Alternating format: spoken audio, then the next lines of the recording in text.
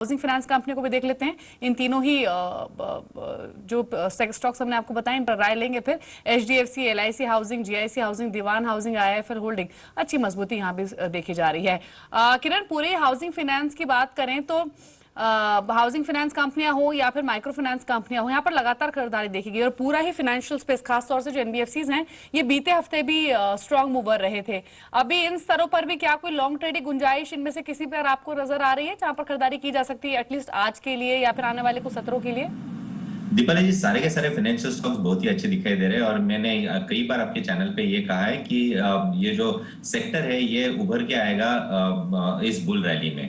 तो एचडीएफसी मेरा पसंदीदा पिक रहेगा लार्ज स्पेस में, जहां पे इसने एक बहुत बड़ा एसेंडिंग ट्रायंगल पैटर्न का ब्रेकआउट दिया है वीकली चार्ट्स के हिसाब से। तो इसका टारगेट बहुत बड़ा है, 2220 है अगले 8 महीने में। फिर भी अगर आप 2-3 ट्रेडिंग सेशंस की बात करें तो इधर से 1450 के टारगेट्स आपको इस स्टॉक में देखने को जरूर मिलते नजर आएंगे। स्मॉल स्पेस में अगर सैटिन का चार्ट देखें तो सैटिन एक बहुत बड़ा फाइनेंशियल स्पेस में एक ब्रेकआउट देता नजर आ रहा है। पिछले 2 ट्रेडिंग सेशन में इसने पहले ही एक 480 से 557 तक एक बहुत अच्छी छलांग लगाई है, पर मेरा मानना है कि ये स्टॉक और भी अच्छी तेजी का दौड़ लगा सकता है। स्टॉप लॉस 456 का रहेगा और मेरे ख्याल से आज या कल तक 587 के टारगेट्स आपको देखने को मिल जाने चाहिए। बाकी के फाइनेंशियल जैसे भारत फाइनेंशियल देखा जाए या दूसरे कोई भी स्टॉक्स देखा जाए तो इसमें बहुत ही अच्छे चार्ट पैटर्न दिखाई दे रहे हैं। जी, तो अच्छा मूव इन स्टॉक्स में देखा जा रहा है और यहाँ से ये स्टॉक्स आगे और भी चाल दिखा सकते हैं। लेकिन जो स्टॉक किरण ने रेकमेंड किया है वो है सैटिन क्रेडिट केयर का। आप देखिए, स्मॉल कैप कैटेगरी का स्टॉक है, आमतौर पर ज्यादा स्टॉक की बातचीत होती नहीं, लेकिन अच्छे वॉल्यूम से खरीदारी दिख रही है। अभी भी 6.5% ऊपर ये शेयर आ चुका है। तो एचडीएफसी हुआ और Bharat financial, satin credit care, ये कुछ स्टॉक्स हैं पूरे फाइनेंशियल स्पेस है जो कि अच्छे लग रहे हैं किरण को, जहां पर अभी भी इन स्तरों पर भी खरीदारी का मौका है।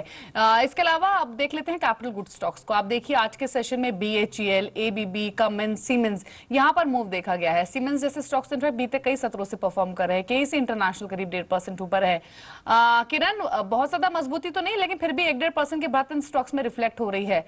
BHEL, ABB, Alstom, Cummins, KEC international, कोई अच्छा लग रहा है चार्ट यहाँ पर इनमें से किसी स्टॉक का आपको?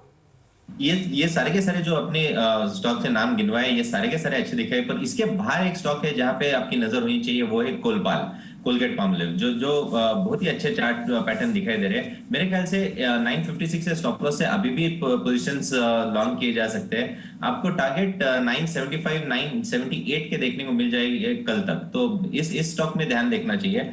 और सीमेंस एक स्टॉक होगा जिसकी बात आपने भी की, तो ये भी स्टॉक बहुत अच्छा दिखाई दे रहा है। 1342 का स्टॉप लॉस रहेगा और मेरे ख्याल से 1375 78 के टारगेट्स आपको कल तक देखने को मिल जाने चाहिए। तो सीमेंस अच्छा लग रहा है कैपिटल गुड स्पेस से किरण को, जहां पर आप फोकस कर सकते हैं रिमेनिंग सेशंस के लिए भी। एक बार अब ऑटो एंसिलरी स्पेस को देख लेते हैं। आप देखिए, बैटरी स्टॉक्स हमने देखा था फ्राइडे अच्छा मूव दिखा रहे थे, आज भी हरे निशान में स्टॉक्स ट्रेड कर रहे हैं। Setco auto, Subros, Menon bearing, Sundaram brake, Lumax, ये कुछ कंपनियां जो कि परफॉर्म कर रही हैं। इसके अलावा एक बार टायर स्टॉक्स को भी देख लेते हैं, इसी स्पेस के स्टॉक्स जो कि जोरदार मूव दिखा रहे हैं।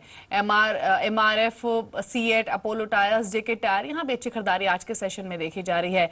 किरण, एक तो सीएट पर मैं आपके कमेंट्स लेना चाहूंगी, 2.5% ऊपर है, अभी भी 908 के लेवल पर ट्रेड कर रहा है। टेक्निकली कैसा लग रहा है आपको? और ऑलरेडी किसी ने अगर लॉन्ग पोजीशंस बनाई हुई है तो कितना और ऊपर ये स्टॉक यहाँ से जा सकता है? और दूसरा, प्रिकॉल, सुब्रोज, ये कुछ स्टॉक्स हैं जो कि कंसिस्टेंटली मूवर रहे हैं और प्रिकॉल जैसे स्टॉक्स तो इनफैक्ट अपने 52 वीक हाइस पर भी हैं। तो इन शेयरों पर अभी क्या करना चाहिए? सीएट में बहुत ही अच्छे चार्ट पैटर्न है। इसमें एक रेजिस्टेंस था करीबन 3891 का, इसने क्रॉस किया। उसके साथ ही साइकोलॉजिकल बैरियर जो 900 का था वो भी क्रॉस कर चुका है। मेरा मानना है कि ये आते 2-3 ट्रेडिंग सेशंस में यानी इसी सीरीज में 937 के टारगेट्स अचीव करने की क्षमता रखता है। इसके लिए स्टॉप लॉस बहुत नजदीक है, करीबन 900 का, तो 900 के स्टॉप लॉस के साथ बाय कीजिएगा 937 के टारगेट्स। जहां पे प्रिकॉल की बात कर रहे थे, तो प्रिकॉल एक ऐसा काउंटर है जिसने पिछले 2-3 हफ्ते से मार्केट आउट परफॉर्मेंस करते नजर आ रहा है। तो अभी भी लॉन्ग पोजीशंस बने रखने चाहिए। अभी लॉन्ग पोजीशंस लेने की रिस्क रिवॉर्ड में नहीं है, इसलिए लॉन्ग पोजीशंस अभी इनिशिएट करने की सलाह नहीं होगी। पर अगर कोई हार्डकोर हाई रिस्क ट्रेडर रहेगा तो उसके लिए 108 का स्टॉप लॉस है जो कि 2-2.5 रुपए नीचे है। उस स्टॉप लॉस के साथ ट्रेड इनिशिएट किया जा सकता है और 115 के टारगेट्स एक्सपेक्ट कर सकते हैं। जी, तो 115 के टारगेट्स देखे जा सकते हैं प्री कॉल में, और अभी अगर आपने पोजीशन बनाई हुई तो आप होल्ड कर सकते हैं। और 6% ऊपर आ चुका है, आपने 52 वीक हाईस पर ट्रेड भी कर रहा है ये शेयर। अब ऑटो एंसिलरी की बात हुई तो एक बार आप एमटेक ग्रुप के शेयरों का परफॉर्मेंस देखिए। फ्राइडे भी ये पूरी पॉकेट चल रही थी। कास्टिक technologies, Amtek auto, Metalyst forging, और आज भी जोरदार मूव इन स्टॉक्स में देखा जा रहा है। एमटेक ग्रुप के शेयर एक बार देख लेते हैं। 3 स्टॉक्स जो कि अच्छे वॉल्यूम्स के साथ डे हाई पर ट्रेड कर रहे हैं। एमटेक ग्रुप के शेयरों में एक उछाल देखा गया है आज के सेशन में भी, और फ्राइडे भी ये स्टॉक्स परफॉर्म कर रहे थे। फंडामेंटली तो बहुत सारे कंसर्न है किरण इस पूरे ही पॉकेट के साथ, लेकिन आप देखिए फ्राइडे के सेशन में भी ये स्टॉक्स चल रहे थे और आज फिर से एक जोरदार मजबूती इन स्टॉक्स में देखी जा रही है।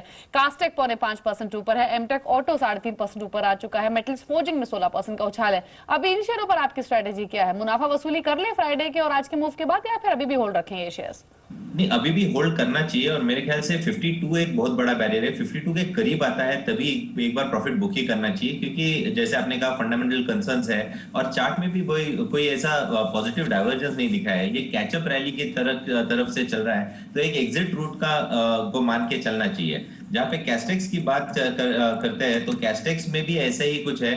तो अगले नेक्स्ट राउंड ऑफ रेजिस्टेंस करीबन इधर से 10% इधर से और भी बढ़ सकता है, तो इन लेवल्स पे प्रॉफिट बुकिंग करने की सलाह होगी। जी, प्रॉफिट्स बुक करने की सलाह होगी अगर इन स्टॉक्स में आपने पोजीशंस बनाई हुई हैं।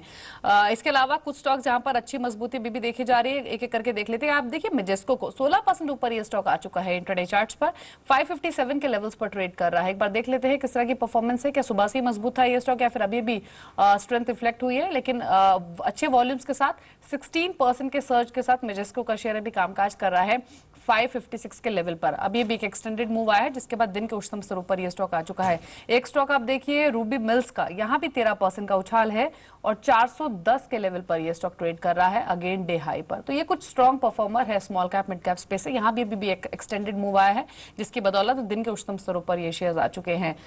लेकिन चलिए इसके अलावा एक बार पेपर स्टॉक्स को भी देख लेते हैं।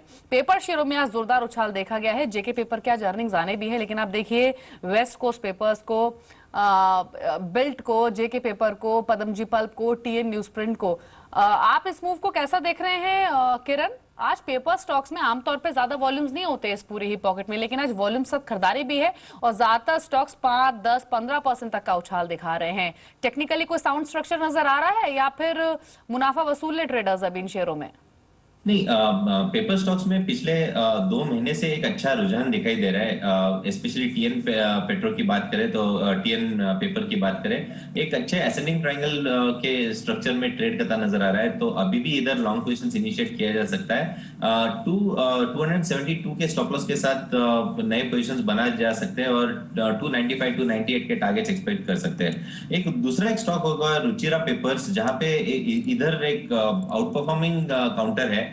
एक बहुत बड़े रेजिस्टेंस जोन को क्रॉस किया है। 77 78 एक बहुत बड़ा बैरियर था जिसके ऊपर हम ट्रेड करते नजर आ रहे हैं, बहुत अच्छे वॉल्यूम्स के साथ है। तो इसमें ज्यादा ध्यान रखना चाहिए इन्वेस्टर्स ने, क्योंकि ये इन्वेस्टिंग स्टॉक है, ऑल टाइम हाई के ऊपर चल रहा है, तो एक ओपन ब्लू स्काई टेरिटरी में भी चल रहा है। तो 75 के स्टॉप लॉस से डिलीवरी बेस्ड बाइंग कर लेना चाहिए। ये स्टॉक जल्द ही 3 डिजिट फिगर में जाते हुए हम देख रहे हैं। तो टेक्निकली स्ट्रांग लग रहा है रुचिरा पेपर, और 3.5% की 3 रुपए की मजबूती, इनफैक्ट 4.5% मूव अभी भी स्टॉक में है। लेकिन यहाँ से पोजीशनल पर्सपेक्टिव से भी आप देख सकते हैं शेयर को ट्रिपल डिजिट में भी जाने की गुंजाइश यहाँ पर नजर आ रही है। रुचिरा पेपर में 81-70 के स्तर पर ये स्टॉक अभी ट्रेड कर रहा है, तो नजर रखकर चले, ये सभी स्टॉक्स आज परफॉर्म कर रहे हैं। इसके अलावा एग्री स्टॉक्स का आप हाल देखें तो Jayant agro, JVL agro, Venky's, Gokul agro, Gokul Refoils, ये तो 5 स्टॉक्स हैं आपकी स्क्रीन पर, लेकिन ज्यादातर एग्री स्टॉक्स में आज मोमेंटम काफी स्ट्रॉन्ग रहा है।